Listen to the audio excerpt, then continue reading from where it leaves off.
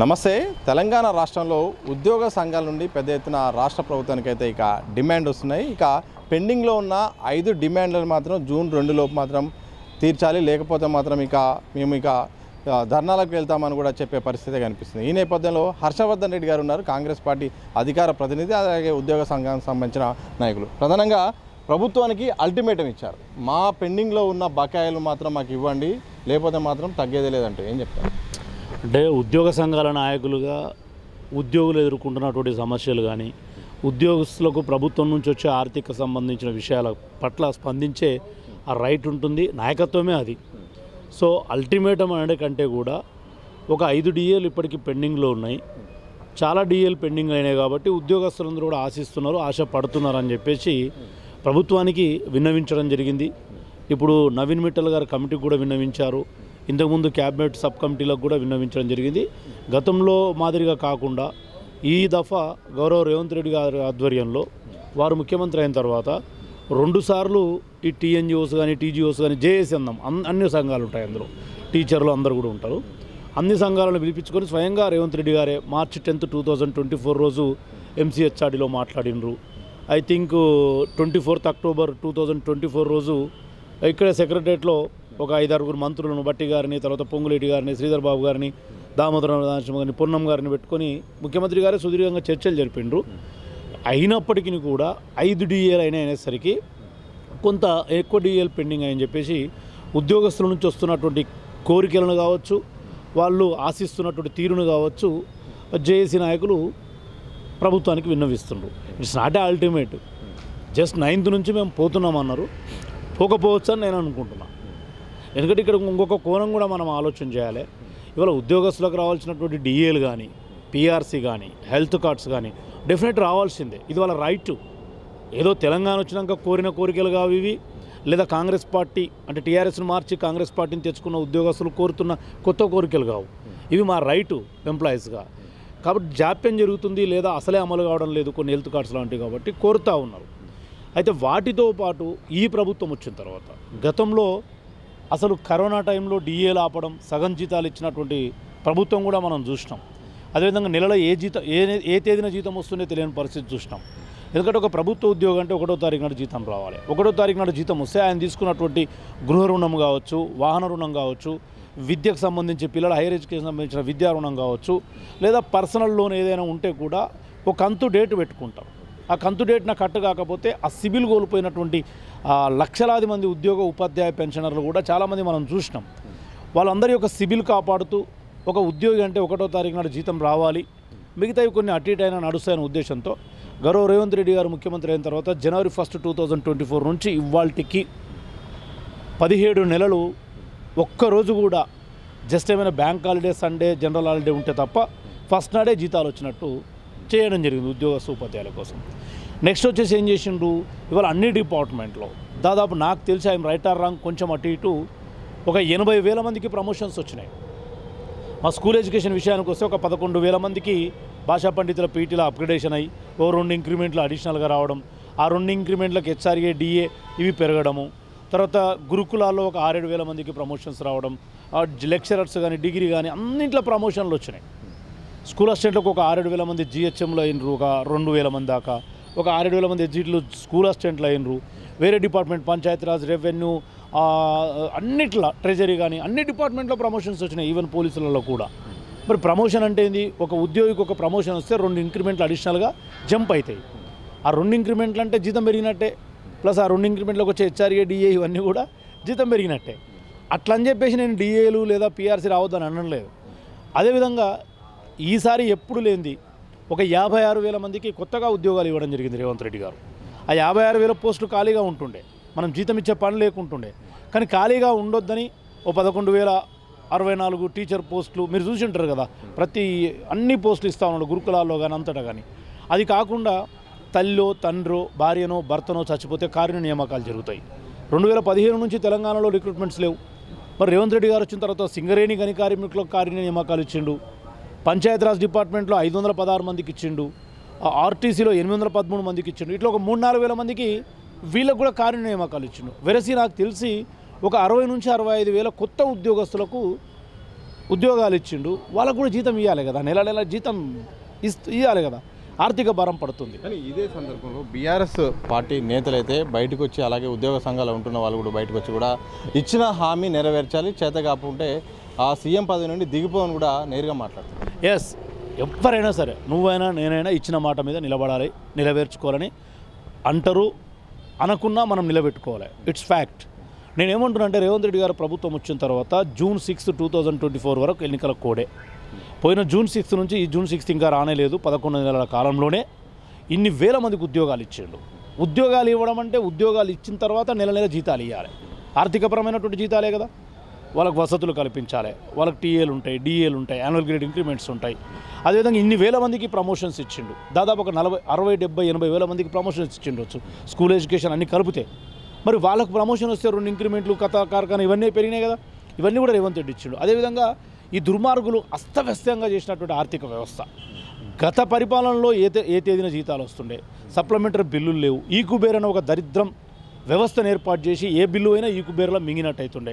పొరపాటున ఒక ఉద్యోగి ఓ నెలలో 2 రోజులు మెడికల్ లీవ్ పెట్టి మళ్ళీ తర్వాత సబ్మిట్ చేస్తే ఇంకా అది బిల్లు రాదు సప్లిమెంటరీ కింద. నెల జీతాలు తప్ప అవి కూడా ఎప్పుడు వస్తున్నాయో తెలియకుండే. కానీ రేవంత్ రెడ్డి గారు వచ్చిన తర్వాత 5,340 కోట్ల రూపాయల పెండింగ్ బిల్లులు, అది బీఆర్ఎస్ గవర్నమెంట్ పెండింగ్ పెట్టిన బిల్లులను ఇవ్వడం జరిగింది. అట్ ద సేమ్ టైం ఇస్తూ మళ్ళీ ఈ గవర్నమెంట్లో కూడా కొన్ని పెండింగ్ బిల్లులు అవుతాయి కదా, పేరుకపోతున్నాయి. ఒకటే ఎగ్జాంపుల్ చెప్తా. కేసీఆర్ ఏం చేసిండు, 2021 మార్చిలో జీతాలు ఇవ్వలేని పరిస్థితి, పెన్షన్స్ ఇవ్వలేని పరిస్థితి, గ్రాట్యుటీ ఇవ్వలేని పరిస్థితి, బెనిఫిట్స్ ఇవ్వలేని పరిస్థితిలో ఓ 3 ఏళ్ళు ఎన్హాన్స్ చేసిండు. 21 మార్చిలో చేస్తే 24 మార్చి వరకు అది నడిచింది. 24 మార్చిలో మేము వచ్చేసరికి ఇంకా రిటైర్మెంట్స్ స్టార్ట్ అయినాయి. కొన్ని వేల మంది రిటైర్ ఎవరైతారు, సీనియర్స్ యొక్క బెనిఫిట్స్ ఎట్లుంటాయి, చాలా ఆల్మోస్ట్ రీచ్ అవుతాయి, ₹1 కోటి రీచ్ కావచ్చు కొంతమంది పొదుపు చేసుకుంటే. మరి వాళ్ళందరూ రిటైర్డ్ అవుతున్నారు. కేసీఆర్ గవర్నమెంట్లో 3 ఏళ్ళు ఏ రిటైర్మెంట్ కాలే, ఏ భారం పడలే ఆయనకు, అయినా జీతాలు ఇవ్వలేదు, అయినా హెల్త్ కార్డ్స్ ఇవ్వలేదు, అయినా పెండింగ్ బిల్లులు ఇవ్వలేదు. మాకు ఇప్పుడు అన్నీ ఒకేసారి వచ్చినాయి. కొత్తగా ఒక 60-70 వేల మందికి ఉద్యోగాలు ఇస్తున్నాము, కొత్తగా ఒక 60-70 వేల మందికి 10 ఏళ్ళుగా ప్రమోషన్స్ రాకుంటే ప్రమోషన్స్ ఇచ్చి 2 ఇంక్రిమెంట్లు పెంచుతున్నాము. కొత్తగా ఈ రిటైర్మెంట్స్ కూడా స్టార్ట్ అయినాయి మా కాలంలోనే. ఇవన్నీ ఒకేసారి వచ్చి మూలిగే నక్క మీద తాటిపండు పడ్డట్టు అయింది పరిస్థితి. సో ఇవాళ కూడా రేవంత్ రెడ్డి గారు ఏమంటున్నారు, సబ్ కమిటీలు వేసిండు, రిపోర్ట్ తీసుకుంటుండు. నిన్న నవీన్ మిట్టల్ గారే నేతృత్వంలో కమిటీ వేసిండు, రిపోర్ట్ తీసుకుంటుండు. జెన్యున్గా ఫినాన్షియల్ ఆయన ఏమన్నాడు, ఆర్థిక పరిస్థితి ఇప్పుడున్నది అస్సలు బాగాలేదు, ఎవడు నమ్ముతలేడు. ఇవాళ బీజేపీ వాళ్ళు కూడా మాట్లాడుతున్నారు. నిన్న విఠల్ గారు వెళ్ళినారు ఆ మీటింగ్కు. మోడీ గారే 3 DAలు కరోనా టైంలో పెండింగ్లు పెట్టి ఇప్పటికి ఇవ్వలేదు. మోడీ గారే రాష్ట్రానికి రావాల్సినటువంటి వాటా నిధులు, నేను అడిషనల్గా గుజరాత్కి ఇచ్చినట్టు, యోగి ఆదిత్యనాథ్కు ఉత్తరప్రదేశ్కి ఇచ్చినట్టు, చివరాఖరికి పవన్ కళ్యాణ్కి ఆంధ్రప్రదేశ్కి ఇచ్చినట్టు తెలంగాణకి ఏమవడం లేదు. మనకు అంటే రావాల్సినటువంటి వాటా కూడా కేంద్ర ప్రభుత్వం నుంచి FRBM ప్రకారం తప్ప ఎక్కడ కూడా రావట్లేదు. మరి ఇవన్నీ ఒకవైపు ఉన్నవి, పాలన, తర్వాత ఎకనామికల్ రీసోర్సెస్ కూడా చూసుకుంటున్నాము. డెఫినెట్గా నేను పార్టీలో ఉన్నప్పటికీ కూడా అధికార ప్రతినిధిగా ఉన్నా, నేనే అందరికన్నా ఎక్కువ ఓపెన్ లెటర్స్ రాష్ట్ర ముఖ్యమంత్రి గారికి, నేనే నిన్న కాక మొన్న CS గారికి, నవీన్ మిట్టల్ గారికి కూడా కలిసి రేపు June 30 దాటితే July 1న పడితే 6 DAలు పెండింగ్లు పడతాయి. ఇది శుభసూచకం కాదు. ఎంప్లాయీస్ అంతా కింద అన్రెస్ట్గా ఫీల్ అవుతున్నారు. మనం ఎన్ని వేల ప్రమోషన్స్ ఇచ్చినా, ఎన్ని ట్రాన్స్ఫర్స్ చేసినా, ఎన్ని ఉద్యోగాలు ఇచ్చినా వాళ్ళకి కావాల్సింది వాళ్ళకి రావాలనే ఒక ఆశ ఉంటుంది.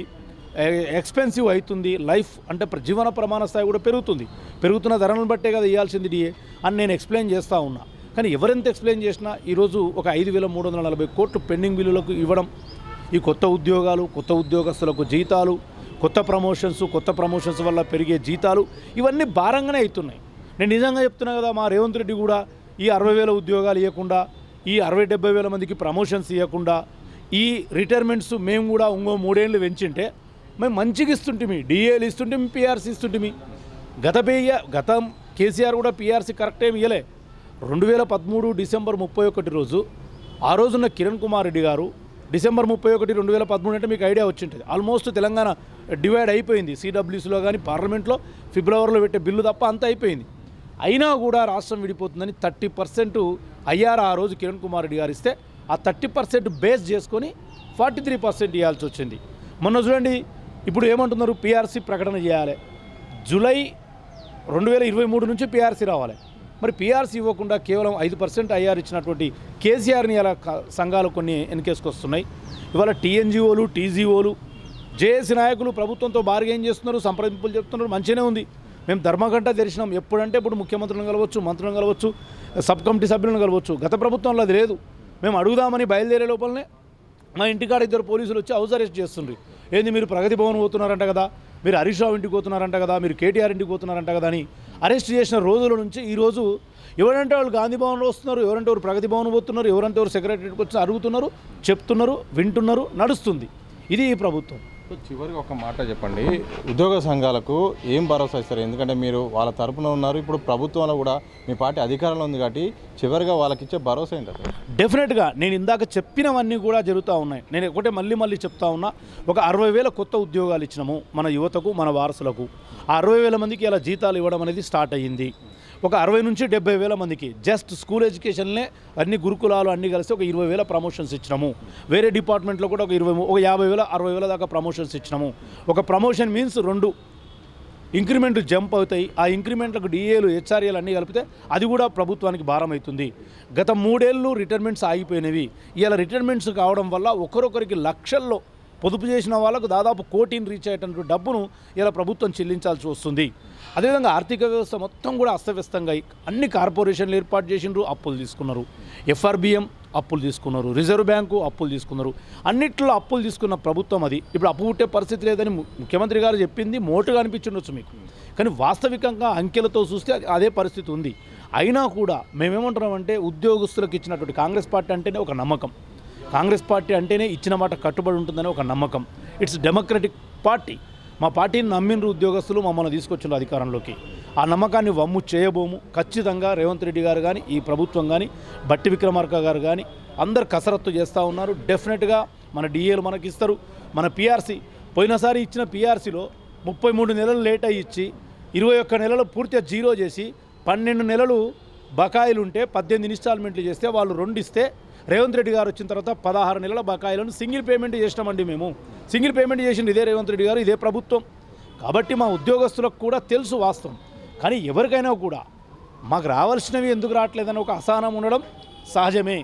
ఆ అసహనాన్ని ఇలా ప్రదర్శిస్తున్నారు నాయకులకు తెలుసు, ఉద్యోగస్తులకు తెలుసు, ప్రభుత్వానికి అంతకంటే ఎక్కువ తెలుసు. డెఫినెట్గా నేను ఉద్యోగ ఉపాధ్యాయ పెన్షనర్లందరికీ కూడా విజ్ఞప్తి చేస్తూ ఉన్నా, ఈ ప్రభుత్వం మీ అందరి ప్రభుత్వం, మీరు తెస్తేనే వచ్చినటువంటి ప్రభుత్వం. మీ ఆశయాలను మాత్రం ఎటువంటి పరిస్థితిలో వమ్ము చేయడు రేవంత్ రెడ్డి అని నేను భరోసా ఇస్తా ఉన్నా. Thank you. మొత్తానికి ఏదైతే కాంగ్రెస్ అధికారంలో వచ్చిన తర్వాత అంతకన్నా ప్రతిపక్షంలో ఉన్న ఏదో ఉద్యోగులకు ఇచ్చిన హామీల మేరకు అందరికీ తప్పకుండా న్యాయం చేసింది. కాస్త సమయం అండి, ఆర్థిక పరిస్థితి బాగాలేదు, తప్పకుండా కుదుటపడుతుంది. కొత్తగా 60,000 మందికి ఉద్యోగాలు ఇవ్వడం ద్వారా ఆర్థికంగా ఇబ్బంది అవుతుంది. తప్పకుండా ఇచ్చిన మాట ప్రకారం కాస్త లేట్ అయినా డిఏలు కానీ అలాగే పీఆర్సీ కానీ తప్పకుండా మేము కాంగ్రెస్ సర్కార్ అయితే ఇస్తుంది, మీరు సహకరించండి అంటూ కూడా హర్షవర్ధన్ రెడ్డి అంటున్నారు, కాంగ్రెస్ పార్టీ అధికార ప్రతినిధి. కేవలం వంశీతో సతీష్ దిశ టీవీ, హైదరాబాద్.